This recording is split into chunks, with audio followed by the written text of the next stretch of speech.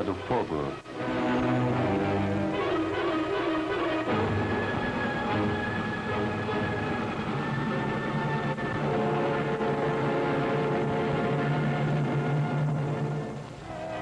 O que é o fogo?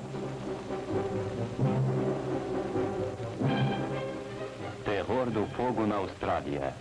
O fogo, ou combustão, é definido cientificamente como uma reação química de oxidação, acompanhada do desprendimento de luz e de calor.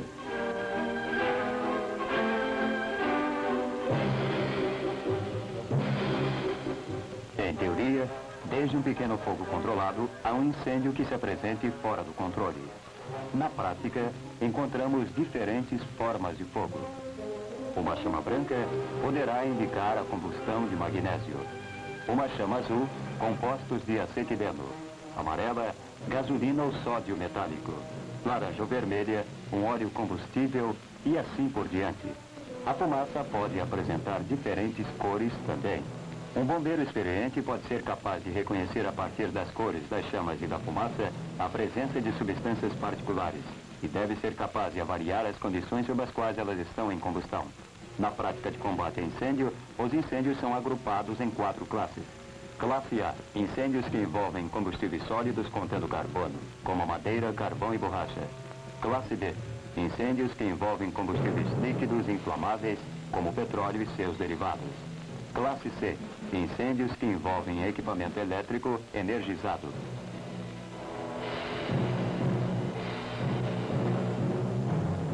Classe D, incêndios que envolvem metais combustíveis que queimam livremente em presença de oxigênio. Combustão. Partindo de fatos básicos, para qualquer tipo de combustão, são necessários 3 fatores.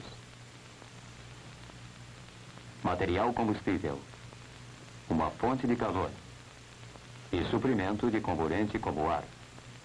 Estes fatores formam o que é conhecido comumente como o triângulo do fogo. Se qualquer um deles for removido, o triângulo deixa de existir e o fogo é extinto.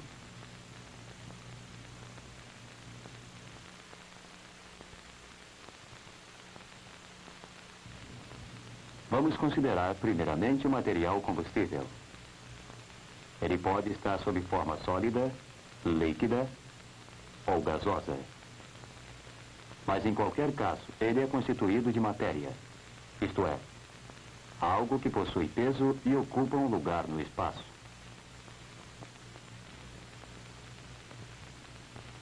Há cerca de 100 diferentes tipos de matéria que existem livremente. Eles são conhecidos como elementos, isto é, matéria em sua forma mais simples, e são identificados por símbolos químicos. Os elementos se combinam entre si para formar as substâncias. É claro que estas últimas possuem símbolos químicos mais complicados. As substâncias ocupam espaço e têm peso, mas o ponto importante é que um dado volume de uma certa substância poderá pesar mais ou menos que um volume igual de uma outra substância. Por exemplo, o peso de um sólido em combustão, comparado ao peso de um volume igual de água, determinará se ele flutuará na superfície e continuará a queimar,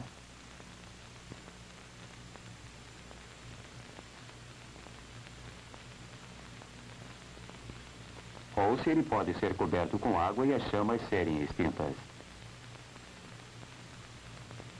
Igualmente, alguns líquidos inflamáveis são mais pesados do que a água e suas chamas poderão ser extintas com água.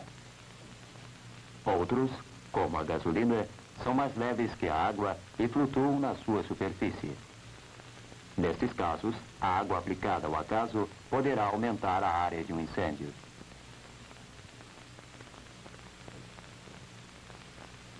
Do mesmo modo, o peso de um gás ou vapor, comparado com o peso de um volume igual de ar, determina se o gás subirá para o topo de uma sala ou edifício, como o gás do carvão,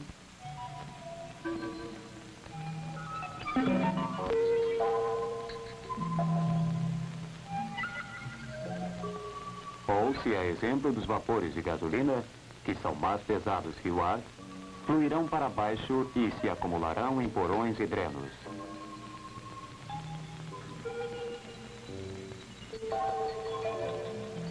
Os pesos relativos são, portanto, uma consideração importante no combate ao fogo. Vamos agora considerar alguns aspectos do calor. O calor pode ser transmitido de 3 formas diferentes: por condução, por convecção e por radiação. A condução implica no fluxo de calor de um corpo em contato com outro corpo de temperatura mais baixa. Observe este bloco de madeira colocado sobre a chapa metálica que está sendo aquecida. A madeira não está em contato com a chama, mas o calor transmitido da chapa para o bloco de madeira, causando inicialmente a vaporização de seu conteúdo de água. Ao ser aplicado mais calor, a madeira começa a desprender vapores inflamáveis, e estes, em dado momento, entram em combustão. O calor foi conduzido da chapa metálica para o bloco de madeira. A transferência de calor por convecção ocorre através de líquidos ou gases aquecidos que se expandem e se tornam mais leves. Eles se elevam através das camadas mais frias, carregando consigo seu calor. A circulação do corante nesse frasco, contendo água em aquecimento, mostra-nos o comportamento de uma corrente líquida de convecção.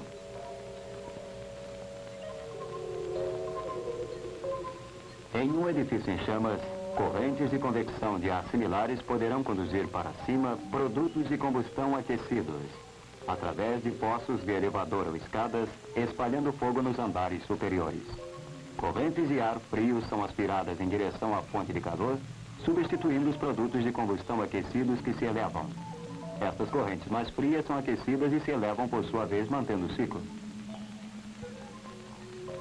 A transferência de calor por radiação não implica em contato entre as substâncias a diferentes temperaturas. As ondas de energia térmica atravessam livremente o espaço como as ondas de luz, até que atinjam alguma coisa e sejam absorvidas. Em sua trajetória, elas podem ser refletidas, refratadas,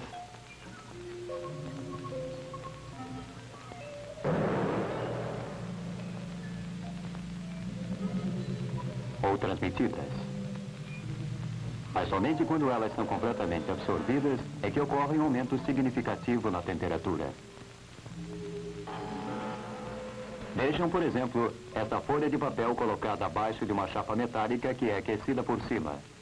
Enquanto a temperatura da placa se eleva, o calor irradiado é absorvido pelo papel. Este começa a desprender vapores inflamáveis que entram em combustão. Note que são os vapores que queimam e não o próprio papel.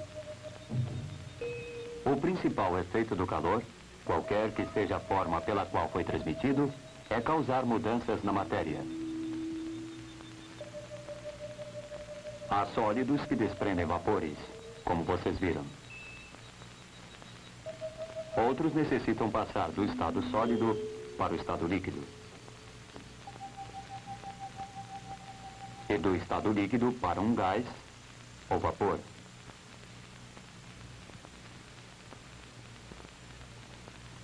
Uma demonstração simples mostra aparas de madeira e um tubo de ensaio aquecido no queimador. Enquanto a temperatura é elevada, os vapores inflamáveis são desprendidos das aparas. Estes vapores podem entrar em combustão na boca do tubo. Como vocês veem, a chama é produzida a alguma distância das aparas. O carvão se comporta de uma maneira similar, o mesmo papel como vimos anteriormente. A maior parte dos sólidos, contudo, necessita de ser convertida em líquido antes de começar a desprender vapores. Vejamos, por exemplo, uma vela comum. Quando ela é aquecida, a parafina é derretida e flui para o pavio. Com o calor da chama, ele desprende um vapor inflamável, ressuprido por mais parafina derretida da vela. Se um pavio for abafado, os vapores aquecidos continuarão a subir e poderão entrar novamente em ignição a uma distância mais acima do ar. Quando se trabalha com líquidos inflamáveis, deve-se ter em mente 3 fatores básicos. Ponto de fulgor. ponto de combustão e temperatura de autoignição. O ponto de fulgor é definido como sendo a temperatura mínima na qual um líquido inflamável libera vapores em tal quantidade que, misturados com o ar em uma proporção correta, eles podem entrar em combustão pela ação de uma fonte externa de ignição. De uma maneira estrita, esta definição não implica na continuidade da combustão após o fulgor.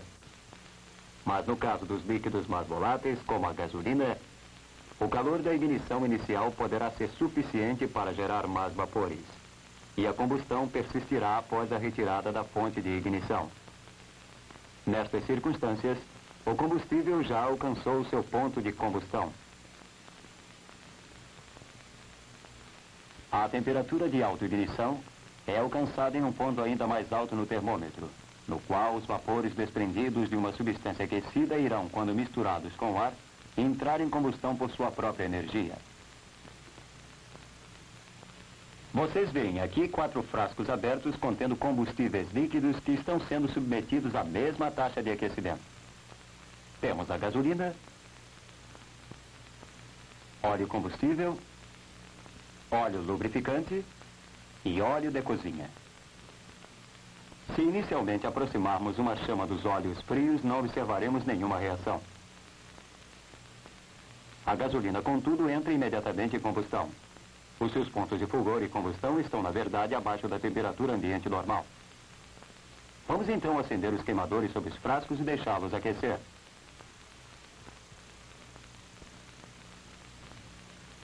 Na devida ocasião, descobriremos que o óleo combustível atingirá em primeiro lugar o ponto de fulgor, a 40 graus centígrados. Em seguida, o óleo lubrificante, a 200 graus centígrados.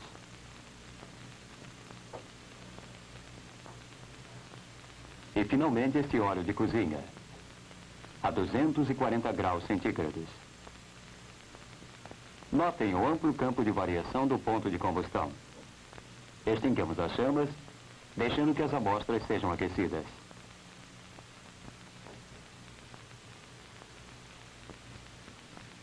E acendemos o queimador sobre o frasco com gasolina. Agora, na ocasião devida, os vapores aquecidos entrarão em combustão espontaneamente. Primeiro, os vapores de óleo combustível, a 210 graus centígrados. Em seguida, o óleo de cozinha, a cerca de 310 graus centígrados.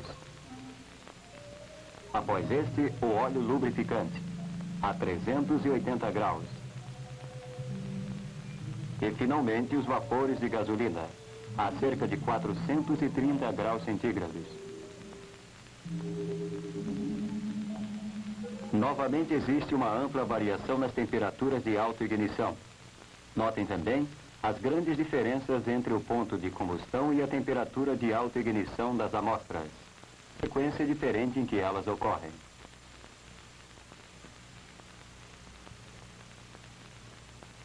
Observem, em particular, que a gasolina possui o mais baixo ponto de fulgor e a mais alta temperatura de autoignição.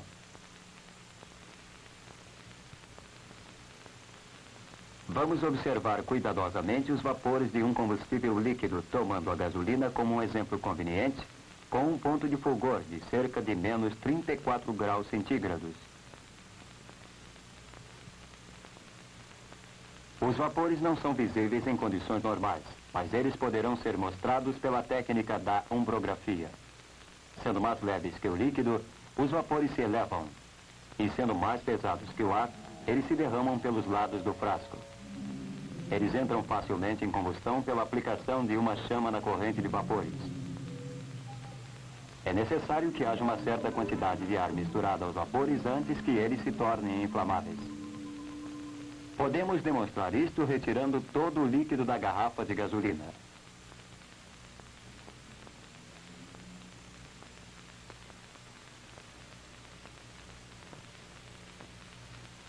E depois, despejando do frasco apenas o vapor da gasolina, misturando-se com o ar, ele novamente entra facilmente em combustão. Comparemos isto com o comportamento do óleo combustível despejado dentro de uma bandeja aberta. Ele não entra em combustão quando passamos a chama de uma tocha sobre o mesmo.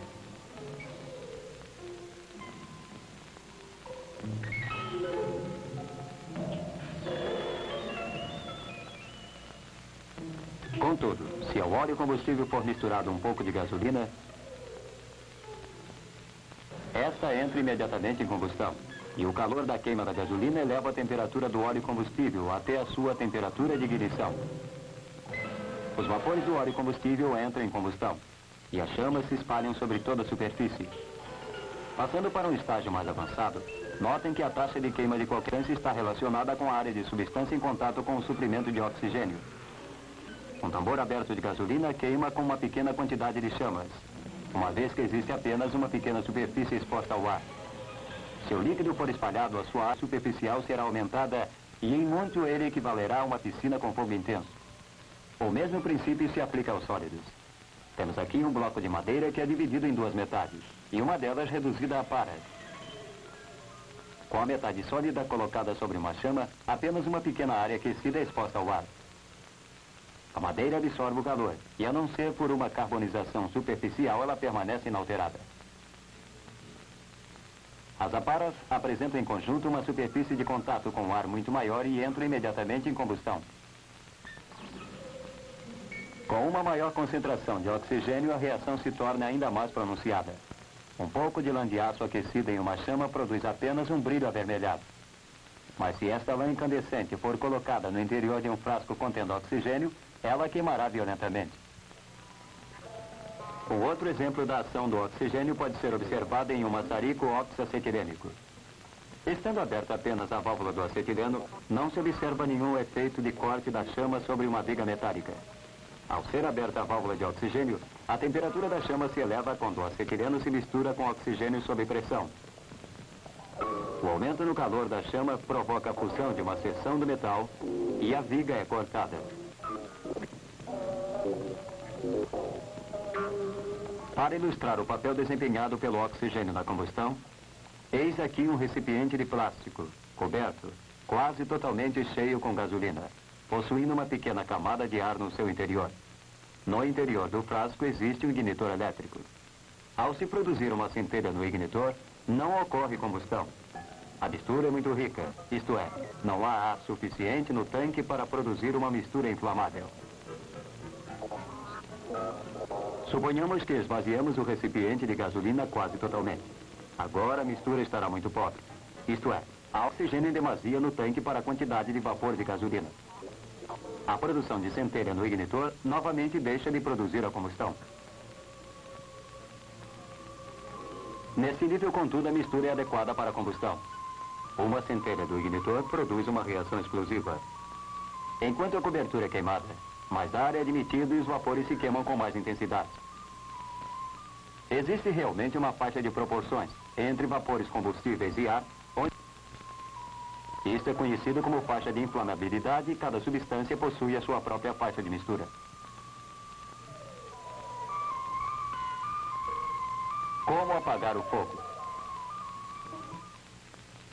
Como vimos no triângulo do fogo, a extinção é obtida por qualquer um destes três métodos. Pela remoção do material em combustão, pelo resfriamento,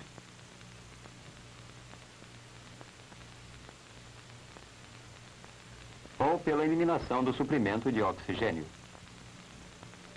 A remoção de material de um incêndio é uma linha de ação óbvia quando as condições, especialmente quando lidamos com combustíveis sólidos.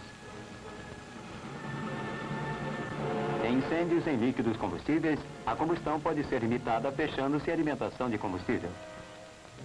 Ou, no caso de incêndios por circuitos elétricos, pelo desligamento dos circuitos. Se se pretende extinguir um incêndio por resfriamento, a despeito das muitas técnicas modernas desenvolvidas no combate a incêndios, o uso de água ainda é o mais simples. E o resfriamento, o mais eficiente método para lidar com incêndios de um modo geral. Para seu maior aproveitamento, a água deverá ser lançada no centro do fogo, de modo que a maior quantidade possível entre em contato com o fogo e seja transformada em vapor. Um jato pleno de água dirigido para uma superfície aquecida produz apenas uma pequena quantidade de vapor. A porção de água aplicada sob forma de neblina, produz uma grande quantidade de vapor, indicando um maior resfriamento sobre uma área superficial muito maior.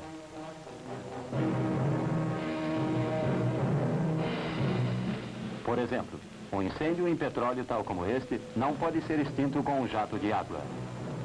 De fato, como dissemos anteriormente, um jato de água poderá espalhar o fogo por uma área muito maior. Se é usada uma neblina, as minúsculas gotas de água reduzem a temperatura dos vapores aquecidos abaixo da temperatura de ignição do combustível, e a nuvem de vapor d'água abafa o fogo. Os vapores não queimados escapam para o ar de modo seguro. O resfriamento do costado do tanque também reduz a sua temperatura. E uma neblina de água ao redor do solo circundante evita a reignição de vapores combustíveis do líquido derramado do tanque. Alguns esguichos podem lançar água sob forma de jato plano, sob forma de neblina ou com uma combinação de ambos. A cobertura da neblina protege o bombeiro do calor e dos gases do incêndio. Os incêndios em madeira queimam de um modo violento e requerem bastante água. A decomposição da madeira em combustão libera vapores altamente inflamáveis que elevam a temperatura das chamas, e o carvão deixado como produto da decomposição é altamente reativo com oxigênio, entrando em reignição a temperaturas relativamente baixas. Além disso, a reação do carvão aquecido com o vapor d'água produz uma mistura de dois gases, hidrogênio e monóxido de carbono, que além de inflamável é altamente tóxico. A admissão de ar a um bolsão destes gases poderá causar uma perigosa reversão de tiragem, provocando uma torrente de chamas em direção ao bombeiro. A extinção de incêndio pelo resfriamento com a água é o método mais utilizado. Enquanto a temperatura da água se eleva, é extraída uma grande quantidade de calor das chamas. E, além disso, uma grande parte da água se transforma em vapor. De fato, se podemos afirmar que a água extrai do fogo uma dada quantidade de calor ao ser elevada a sua temperatura até o ponto de ebulição, podemos também dizer que ela extrai cerca de 6 vezes mais esta quantidade quando é convertida em vapor. Este é o princípio de extração de calor pelo resfriamento.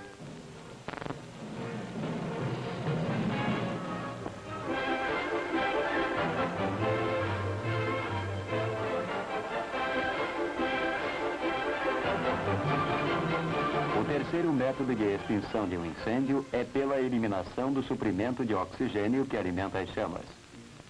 Um dos métodos de fazer isto é substituir a atmosfera vizinha ao fogo por um gás inerte. Isto pode ser feito por um gás, ou com um líquido que vaporiza imediatamente produzindo um gás inerte. O extintor de gás carbônico é um tipo frequentemente usado. O gás carbônico não é condutor de eletricidade nem é tóxico quando inalado em pequenas concentrações. Dirigido para o fogo sob forma de jato, a nuvem de gás carbônico expulsa o ar, eliminando o suprimento de oxigênio. O gás carbônico não possui um efeito refrigerante. Os gases inertes são eficientes contra incêndios envolvendo equipamento elétrico em virtude de suas propriedades não condutoras. Eles apresentam outras vantagens no uso em circuitos elétricos, em veículos motorizados que ocorrem geralmente sob a tampa do motor. Em espaços confinados, os gases inertes têm o máximo efeito de abafamento e há a vantagem de que o operador permanece em área aberta. Alguns agentes extintores em uso são objetáveis e uns poucos são tóxicos, mas eles penetram rapidamente em espaços de difícil acesso por outros meios e vaporizam ou dispersam rapidamente sem deixar traços de contaminação. Contra incêndios em metais combustíveis são necessários outros métodos. A água não deve ser usada desde que ela poderá se decompor em hidrogênio e oxigênio, formando uma mistura explosiva.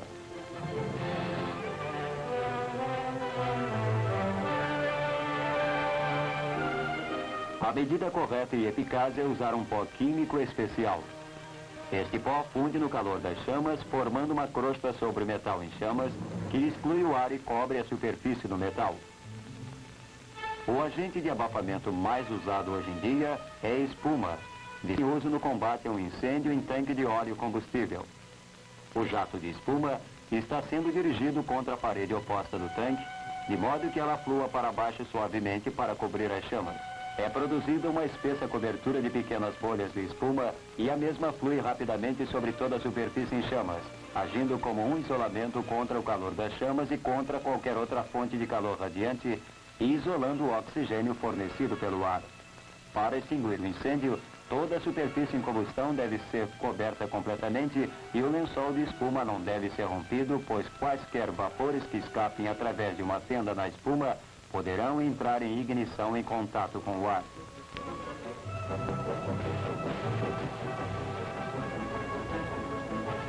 Combate a incêndios. Alerta de emergência na pista sul. Acidente no pouso.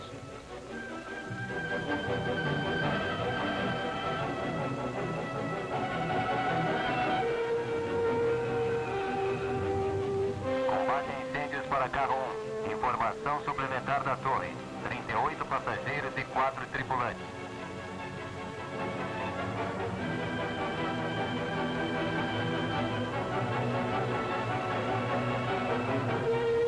Todos os esforços de combate devem ser dirigidos para a fuselagem.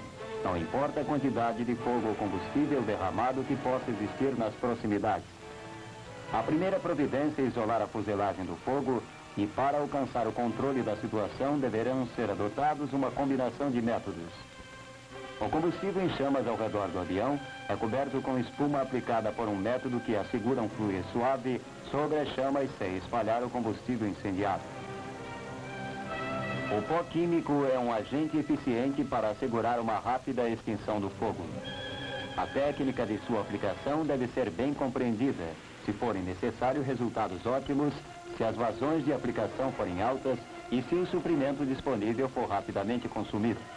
A introdução do sistema de pó químico de alta capacidade tornará possível o uso de bombas com alta vazão de descarga e grande alcance, além de bombas com aplicadores manuais.